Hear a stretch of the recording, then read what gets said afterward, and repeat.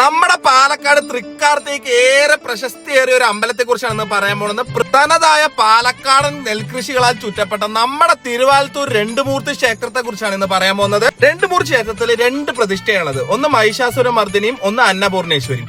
അന്നപൂർണേശ്വരിയുടെ പ്രതിഷ്ഠ കല്ലും കൊണ്ടാണെന്നുണ്ടെങ്കിൽ മഹിഷാസുരമർദ്ദിനിയുടെ പ്രതിഷ്ഠ കല്ലും കൊണ്ടല്ല, നേരെ മറിച്ച് മഹിഷാസുരമർദ്ദിനിയുടെ പ്രതിഷ്ഠ വന്നിട്ട് പ്ലാവിൽ കൊത്തിയ മരത്തിലാലാണ് അവിടുത്തെ പ്രതിഷ്ഠ ഉള്ളത്. കാർത്തിക വിളക്കിന് അത്രയും പ്രശസ്തിയേറിയ നമ്മുടെ രണ്ടുമൂർത്തി ക്ഷേത്രം അതീവ ഭംഗിയാണ് കേട്ടോ. നമ്മുടെ പാലക്കാട് തനതായ ഭംഗിയിൽ പ്രാചീനമായിട്ടുള്ള കലാസൃഷ്ടിയിലാണ് ആ ചുറ്റുവട്ടത്തുള്ളത്. ഈ കാണുന്ന ക്ഷേത്രത്തിന്റെ ചുറ്റുമതിലിന് ഒരു ഗംഭീര കഥയുണ്ട്. എന്തെന്ന് വെച്ചാൽ ഈ ചുറ്റുമതിൽ ഒരിക്കലും പണി കഴിയില്ല എന്നാണ്. ഇതിന്റെ കഥ എന്താന്ന് വെച്ച് കഴിഞ്ഞാൽ ദേവന്മാര് നിളാ നദിന്ന് കല്ലെടുത്ത് രാത്രി പണി തുടങ്ങിയ സമയത്ത് പുലർച്ചെ ആവുന്ന സമയത്തും പണി തീർന്നില്ല എന്നാണ് ഇതിന്റെ ഐതിഹ്യം.